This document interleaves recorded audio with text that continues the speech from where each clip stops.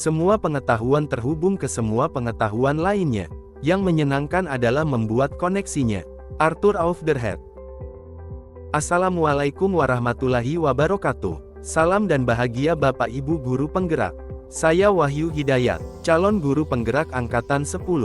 Dari SD Negeri Tarisi Kecamatan Panongan, Kabupaten Tangerang. Video berikut ini adalah koneksi antar materi modul 2.1 pembelajaran berdiferensiasi. Seperti apa sih pembelajaran berdiferensiasi itu? Pembelajaran berdiferensiasi merupakan usaha guru dalam menyesuaikan proses pembelajaran di kelas untuk memenuhi kebutuhan belajar individu murid. Artinya pembelajaran berdiferensiasi adalah pembelajaran untuk mendukung semua murid di kelas kita. Jadi maksudnya bagaimana ya? Sebagaimana bahwa, anak itu unik, mereka punya kelebihan dan kekurangannya masing-masing. Begitu pula dengan minat, gaya belajar, kebiasaan, pola pikir, kemampuan literasi dan lain-lain, pastinya juga berbeda-beda. Nah dari sinilah diperlukan usaha guru untuk dapat memenuhi kebutuhan belajar murid yang berbeda-beda, agar mereka merasa nyaman saat belajar di kelas dan tentunya tujuan pembelajaran dapat tercapai. Lalu bagaimana cara untuk dapat melakukan pembelajaran berdiferensiasi di kelas? Yaitu dengan cara-cara berikut.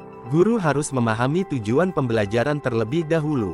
Mengetahui dan merespon kebutuhan belajar murid, menciptakan lingkungan belajar yang mengundang murid untuk belajar, melakukan manajemen kelas yang efektif, dan melakukan penilaian berkelanjutan. Berkaitan dengan kebutuhan belajar murid, guru harus memahami 3 aspek berikut ini, yaitu kesiapan belajar murid atau readiness, minat murid, profil belajar murid.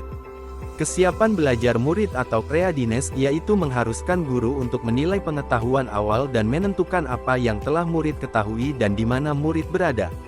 Minat murid, minat adalah salah satu motivator penting bagi murid untuk terlibat aktif dalam proses pembelajaran.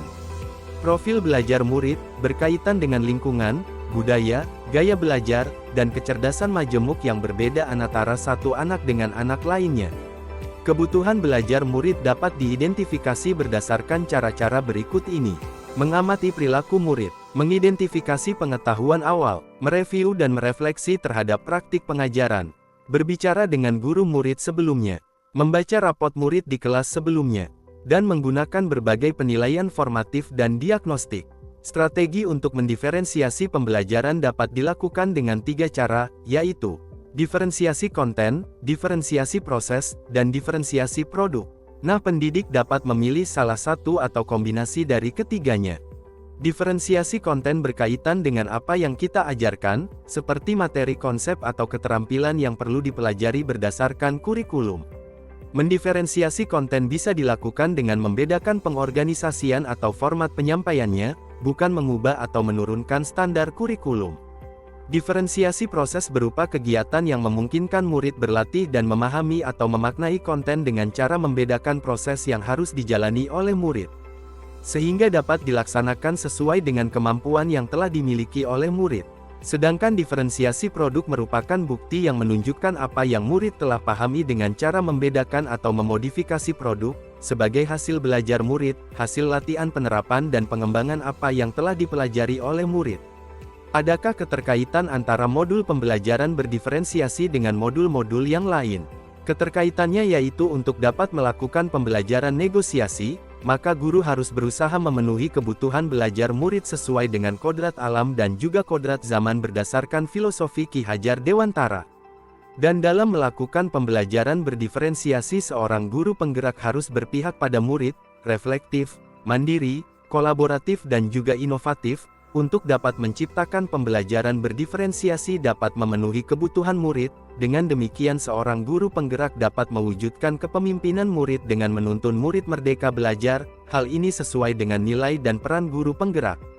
Serta pembelajaran berdiferensiasi pun dapat menjadi salah satu strategi untuk mewujudkan visi guru penggerak yang berpihak pada murid.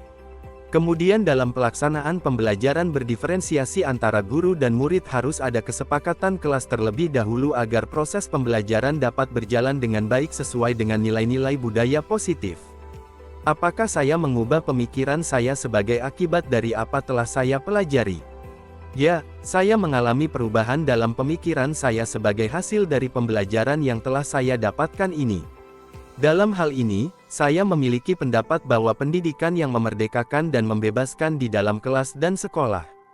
Setelah memperoleh pengetahuan baru, saya mencoba menyadari bahwa pendidikan seharusnya tidak hanya tentang mentransfer pengetahuan saja, akan tetapi juga tentang membantu murid untuk mengembangkan keterampilan dan pemahaman yang mereka butuhkan agar bisa memiliki pikiran kritis dalam masyarakat. Saya percaya bahwa pendidikan yang memerdekakan dapat dicapai melalui desain program yang menawarkan pengalaman pembelajaran yang relevan dan memotivasi. Salah satu teknik yang saya terapkan untuk pembelajaran ini menggunakan pendekatan atap aset, tantangan, aksi, dan perubahan. Pendekatan ini membantu murid untuk mengetahui potensi mereka, mengambil tindakan, dan menciptakan perubahan positif dalam diri mereka sendiri. Melalui pendekatan ini, saya menjadi yakin bahwa pendidikan ini bukan hanya tentang apa yang diajarkan kepada murid, akan tetapi juga bagaimana murid belajar dan tumbuh sebagai individu yang mandiri dan berdaya. Lalu bagaimana perubahan pemikiran tersebut berkontribusi terhadap pemahaman saya tentang implementasi pembelajaran berdiferensiasi? Perubahan yang terjadi pada diri saya adalah pemahaman saya dalam mengajar. Saya kembali memikirkan rancangan desain pembelajaran RPP yang berdiferensiasi. Selain itu, saya juga menerapkan pembelajaran yang beragam di kelas, baik itu dari sumber belajar, maupun juga dalam hal menangani setiap murid. Serta bagaimana saya tetap dapat bersikap positif walaupun banyak tantangan dalam penerapan pembelajaran berdiferensiasi ini. Agar saya tetap positif walaupun banyak tantangan dalam penerapan pembelajaran berdiferensiasi ini, saya sering berkonsultasi dengan guru senior saya yang telah lebih berpengalaman dalam melakukan proses belajar dan mengajar. Tentu saja hal tersebut adalah berdasarkan pengalaman yang bertahun-tahun menghadapi dan melayani murid dengan karakteristik yang berbeda-beda. Sebagai contoh dalam praktik penerapan pembelajaran yang berdiferensiasi adalah termasuk, guru membicarakan minat dan bakat melalui konsultasi akademik, guru mengumpulkan data terkait latar belakang dan dukungan anak, guru memetakan kesiapan belajar anak termasuk motivasi, gaya belajar, dan lainnya. Terima kasih telah menonton video ini. Salam bahagia Ibu Bapak Guru Penggerak. Tergerak, bergerak dan menggerakkan. Wassalamualaikum warahmatullahi wabarakatuh.